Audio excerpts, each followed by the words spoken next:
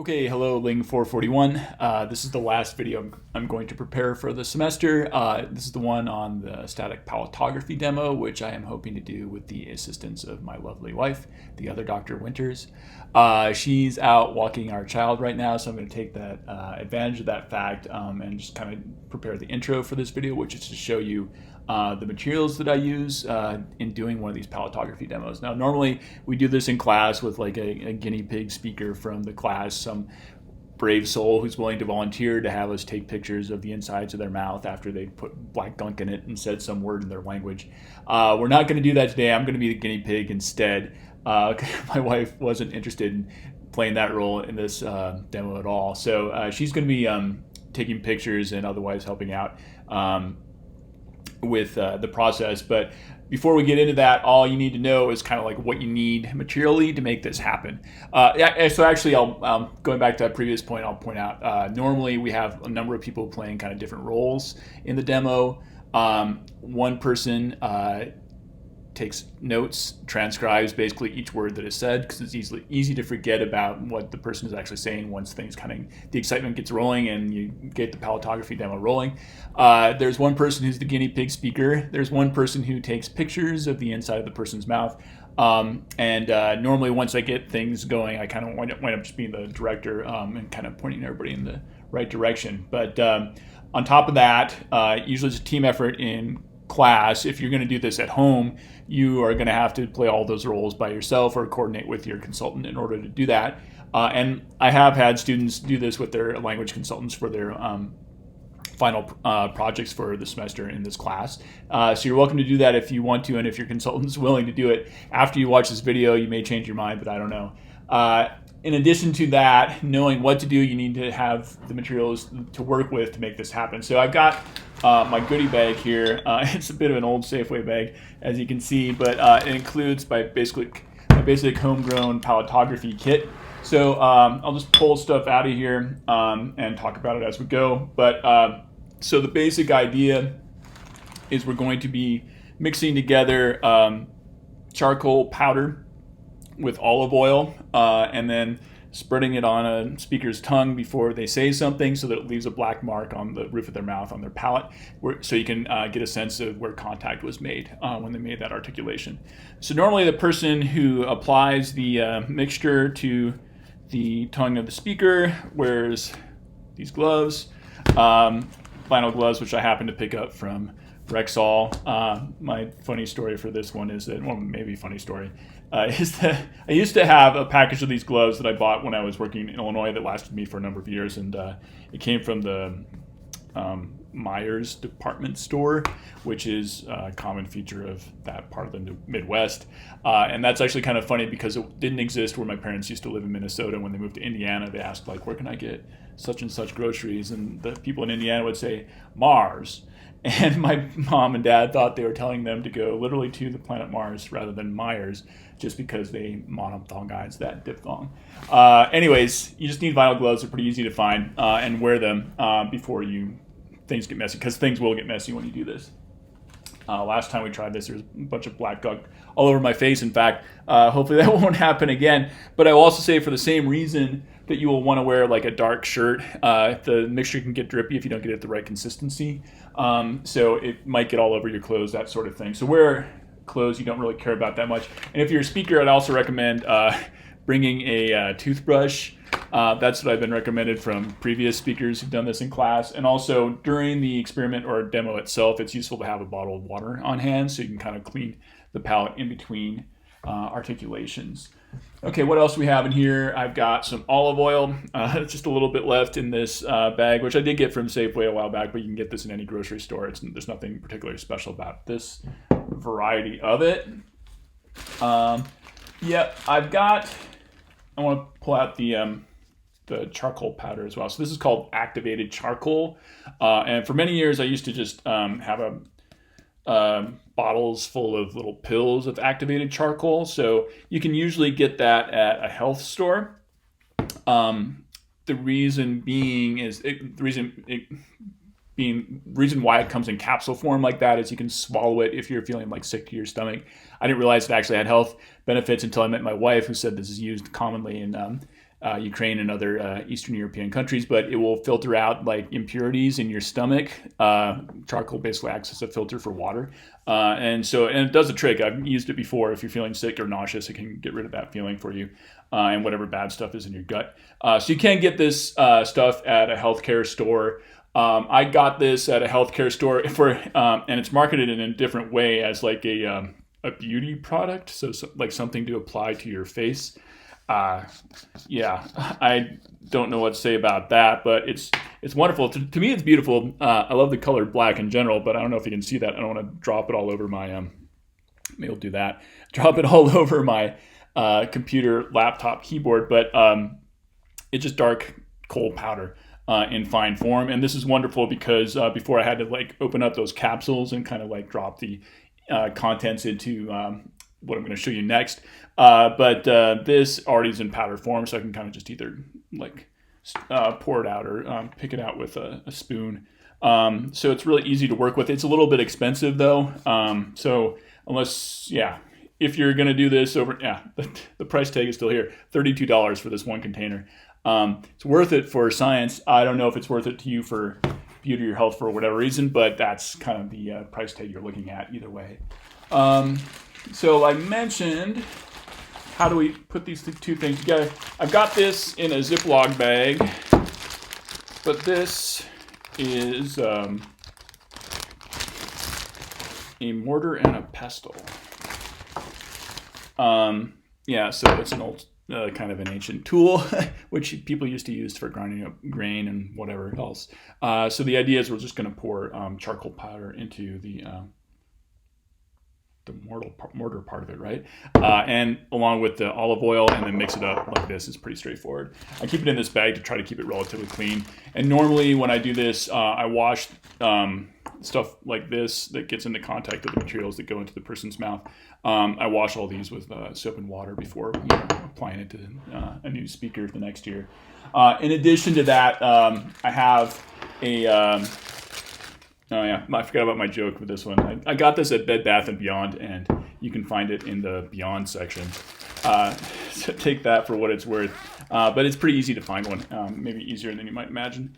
I also have a set of dental mirrors, which are not as easy to find. I don't think you can just go to Bed Bath & Beyond and get these, but I'll show you one or two of these. So I inherited these in the Phonetics lab that I inherited when I moved into my position at the University of Calgary. So whoever worked here before me had been working with this apparently for the same reason. So this is called a palatal mirror. It's actually labeled as such there in terms of its dental usage. And this is the one I'm primarily going to use for this demo. You basically just stick it in your mouth like that and try to like shoot a picture of the roof of your mouth using the appropriate angle and the reflection of this mirror. So if you can find one of those, great. There's also what are labeled as buccal mirrors here, which hopefully you can see that they're narrower or thinner. And they're, I guess, because buccal, it's supposed to give you a view of the inside of somebody's cheek. We're not going to do that today, so don't worry about that. If you don't have a mirror that's the appropriate size, so this palatal mirror by itself is about the right size for my mouth. It's fairly large, but it's not that big. I did, before I found that particular mirror, go to a camping store one year, and I got this shaving mirror for camping, which is kind of a little too big. But you can get it to work if you are flexible enough, I guess. And it's also not quite as reflective, which isn't great, but in a pinch, if you're just looking for something to make this happen for you, you can try to work with something like this as well. So that's that. We'll save, I guess, the palatal mirror for future use. We'll keep that out. And what else? So we have as well Q-tips, which we're going to use to actually apply the mixture. And these are pretty straightforward, and you can get these, wherever you get your Q-tips. I don't think that's too complicated. Like I said before, I used to use these little activated charcoal tablets. So this is one of the bottles, what it looks like. But we're going to set these aside because we don't have to worry about that anymore. And my wife has returned from her walk with our child. The only other thing I'm going to mention is these guys, paper towels, are useful because it will get messy, and it's kind of nice to have these out so you can like lay materials on them as well to keep them sort of relatively sanitary and clean. In addition to that, you're going to need a camera of some sort. For this demo, we're going to use my wife's camera, and she's going to be doing the photography, and we'll show you how that works here in a second, but I'm going to pause for now, setting aside the paper towels. Okay, so I've got this a little more organized now, and I'm going to start to try to mix the solution together. I think I might actually just point the camera at this. Hopefully you can see it all right. So it takes, you might have to work at it a little bit to get the consistency right. So the problem is if it's kind of like too runny, if it's too much olive oil, then it won't leave much of a mark on the speaker's palette when they actually produce some word. And if it's too like chalky or clumpy, if it's too thick, then it will be kind of uneven in terms of its applicability, or the mark it leaves on the palette as well. So you kind of have to get it the right balance basically, and it can take a little bit of experimentation to do that. So I think I'm just going to pour a little bit of this in here. Whoa, that's not a little. So I wouldn't recommend doing that. In fact, I'm going to probably pour most of this back. And I'm going to get a spoon, I think, instead. Like I said, I used to do this with pills. Thank you, Svetlana. Svetlana's all dressed in black, which is not only fashionable, but practical. Anyway, so there's a little bit in there. It's very hard to see because it's so dark. But I used to do this with the pills, and I would get about, I think, 6 or 7 pill contents in there. We'll try this, and we'll see how it goes. And like I said, it gets messy. Our daughter is watching cartoons on the couch, so she's content no matter what we do. And just a little bit of this. That's enough, I think, for now. Yeah, and then you just kind of mix it up like this. It's not too complicated, that part, in terms of technology, but there's definitely, so if it's clumpy like this, that's too much chalk or powder. So we'll put a bit more of this in here. We tried this a day or two ago, and it was hard to get the consistency right. I was determined to get it right this time, and I don't know if that's going to happen, but we'll throw more of that in there. And hopefully we won't have to go to Safeway again to get more olive oil. It's looking better. Yeah, I mean, if it feels thick, like batter or something like that, it's kind of like too thick. And you'll know if it's too runny because it'll just be drippy all over the place. So that's kind of the midway between those two things, like between batter and dark water is kind of what you're trying to get. And I think I'm almost there. Yeah. In theory, I guess if you're doing this with a consultant, you might want to like try to put this together first. And again, as is often the case in science, experiment on yourself before you experiment on somebody else. And in fact, I recommend you do that for any experiment you run. You should never really do an experiment on somebody else that you would never do on yourself. Yeah, I could tell you a story about that, I suppose. We'll see if I can get this right first. This looks not bad. You approve, Svetlana? Looks good to me. She's happy. So maybe you can see that. And we'll give it a shot. We'll see how it goes, and we might adjust it along the way.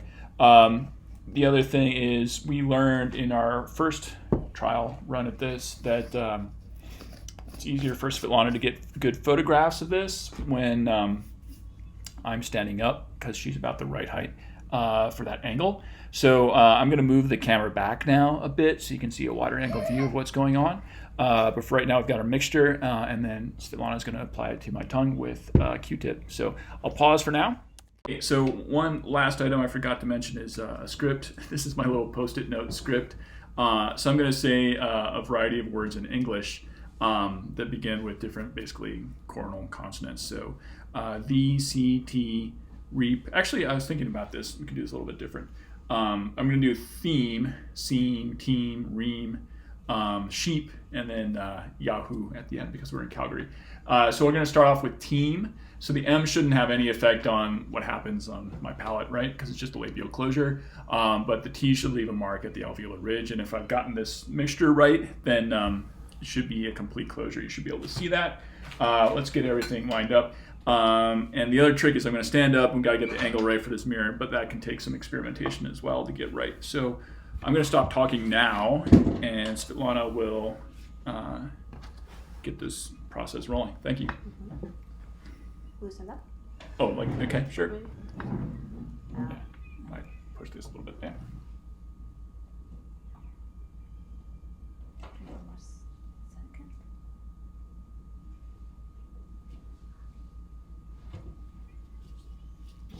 second. Team.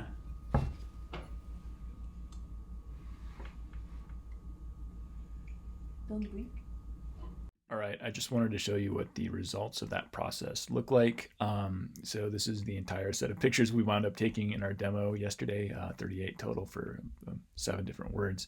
The first one was team.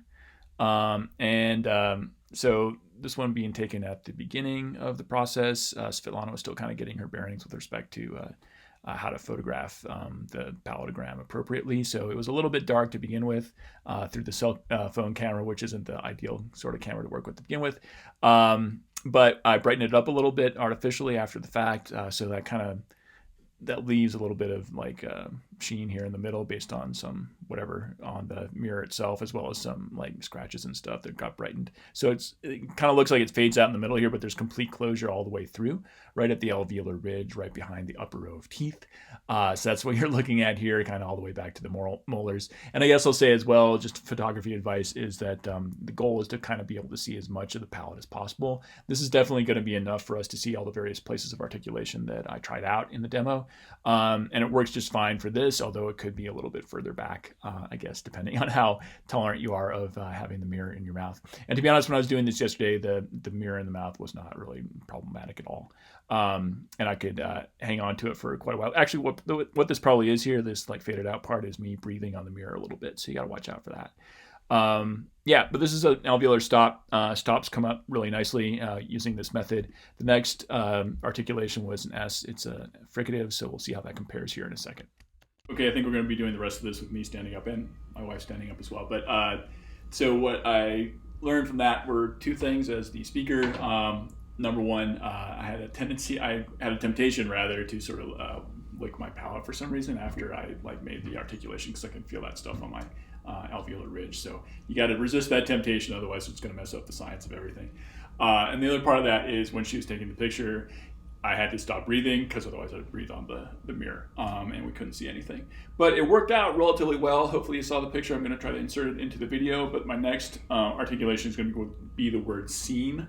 So it should be the same place of articulation more or less, with a bit of a gap in the middle for the fricative. So whenever you're ready.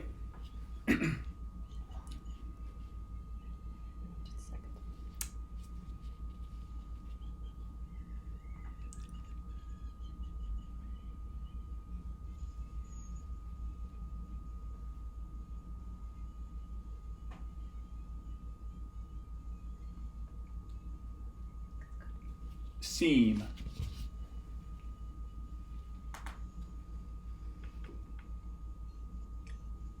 All right, photo number 2 was from the word seam, and I had to brighten this one up a little bit too. I've left the team photo up here so we can compare. And this one also, because I brightened it up, there's a bit of like fade out here in the middle, and you can see the scratches as well. I didn't realize there were this many imperfections on the mirror. It doesn't look that way when you look at it in person, but photography can do funny things. Anyways, you can see more of a gap here down the midline. It's pretty narrow. So there is not really a gap. You can kind of see the black going all the way through here for the team production, but for seam, there's a little narrow opening where I can direct the flow of air against these 2 teeth here, my incisors. Otherwise, basically contact at the same place of articulation on the sides for S as we get for T. So that's pretty cool. We'll move back a little bit further and do an esh next.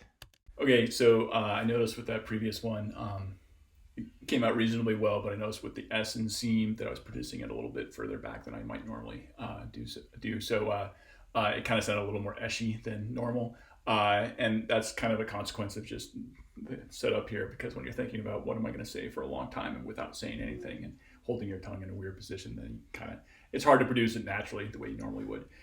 So I'm going to try to compare that production of seam with a production of sheep. I also wanted to say that there's nothing wrong with looking like a goth. That's just not the point of this exercise. So, anyways, hopefully nobody took offense. But here we go. I'm going to say the word sheep. Sorry.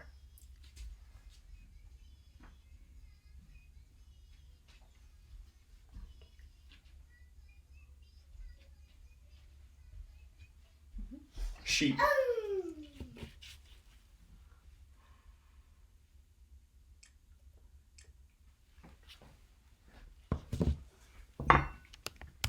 All right, number 3 was sheep. So let's take a look at that.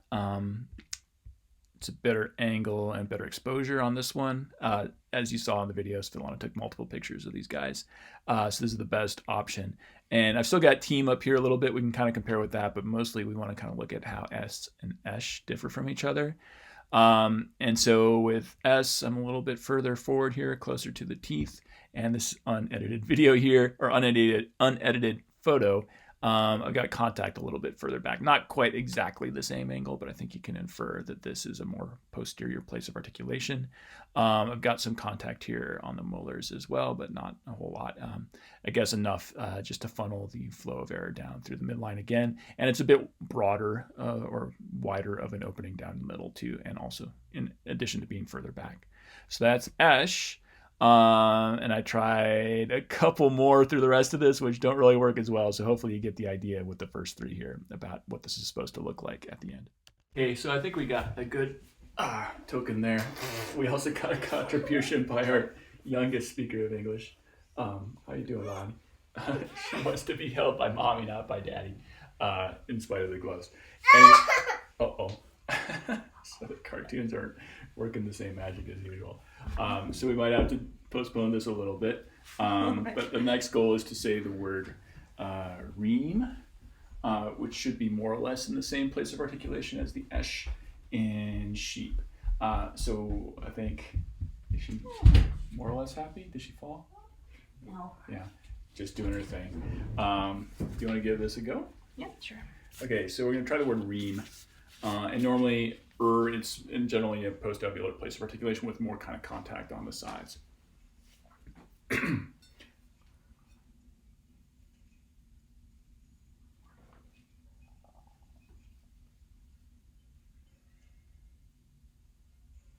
Ream.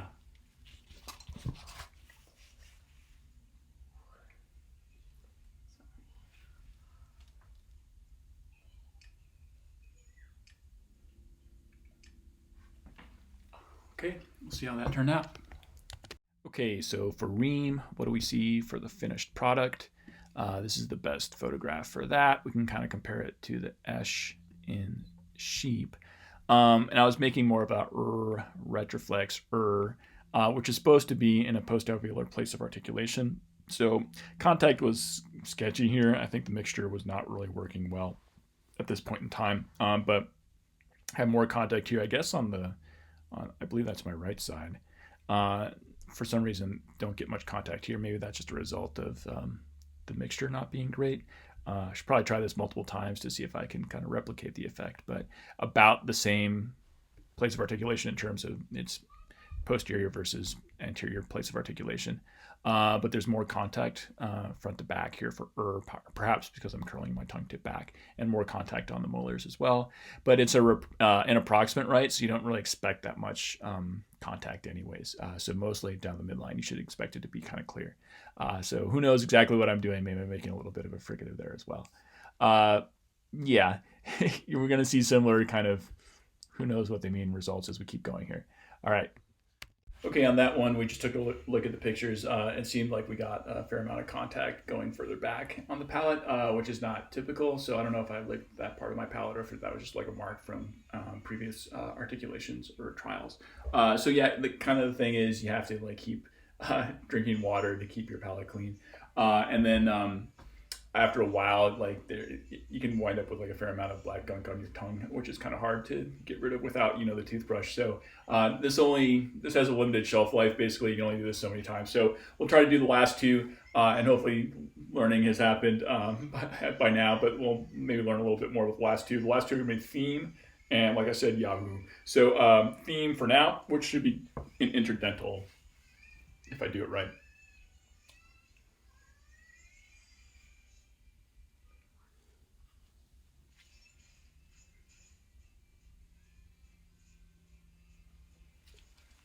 Theme.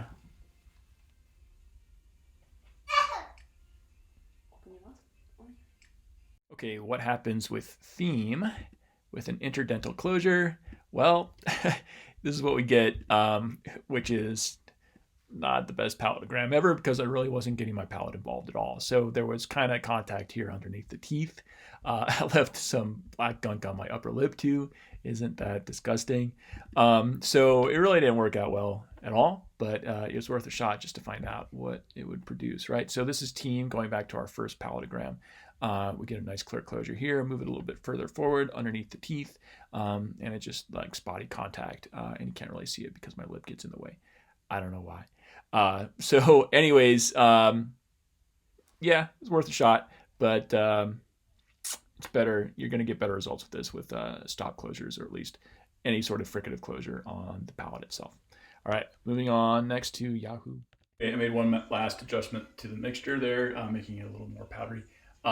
Theme's kind of a funny one because I'm not really making any contact with my palate there, just the underside of my teeth, so it wasn't really super easy to see where the contact had been made. Yahoo is going to be a little bit further back. It'll be maybe a challenge to see it as well, but we'll give it a shot to see if we can get a palatogram, and also, be a cowboy at the same time. All right.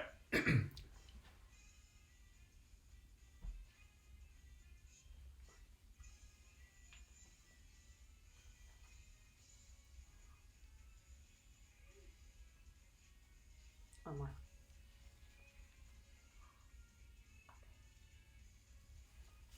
Yahoo.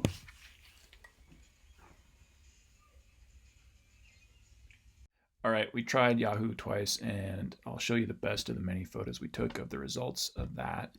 And it's this one, and I think it might be useful to kind of compare it to Ream, which is also an approximate, which is supposed to be in a slightly further forward place of articulation.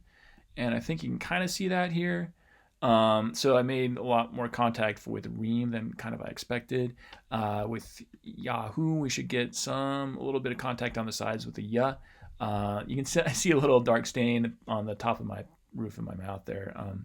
I think that's from previous articulations, but basically very little on either side, and maybe a little bit further back than what we got with Ream here on the right. So yeah, wasn't able to get a whole lot with this, and so then afterwards I thought, well, it's just an approximate in a palatal place of articulation. I'll try the word heap, which if you produce it kind of really intensely, turns into like a voiceless palatal fricative in English. So that'll be the last one coming up.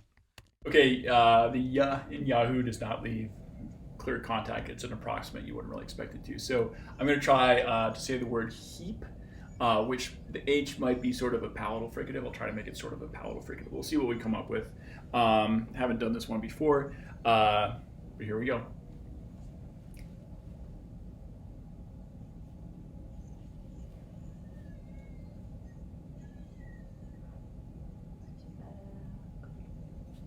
Heap.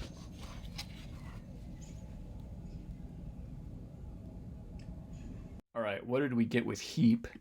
I'll show you. So we'll compare it both to Ream and to Yahoo. So if you pronounce it like that, it should sound sort of like a palatal fricative, heap. So it should be generally in the same place as Yahoo, and it kind of maybe is. Just kind of dealing with my back molars and my bicuspids there. So it's about the same place of articulation over here, and maybe a little bit further forward from Ream here, with less contact as well, because it's mostly just on the sides for whatever reason. In retrospect, I probably should have given it a shot, given the word keep a shot, because that K is supposed to be sort of further forward as well. And maybe I would have had like contact through the midline, or the mid part of the palate here. Yeah, I don't want to go through that mess again. It was fun enough the first time, but it's a bit of a challenge to clean up afterwards. So maybe next time we'll give that a shot, but hopefully you got something out of this demo online. It's been unusual. And I'm glad I finally got a chance to be the guinea pig here too. I will say at the end though, it usually works a little bit better if it can be more of a team effort. You can just be like focused on like, how am I going to get a good photograph out of this without also being the person producing the palletograms too. Anyways, that's all for the photography net for now. There's going to be a little bit of a conclusion to this video as well. Hope you enjoyed it. Okay, that's it for now. I just wanted to say goodbye, and I also wanted to say thanks to my wife again, who didn't enjoy this the first time but seemed to have a much better time the second time around. So the more you practice, the better you get at this. And it is a little bit of fun, even if it's messy. You shouldn't even look at this. We're gonna have to clean this up. And I'll post the videos and try to put the pictures in the videos. You probably already know that by now. And if you give this a shot for your final term project, I'd be happy to hear how it went. All right, see you guys later.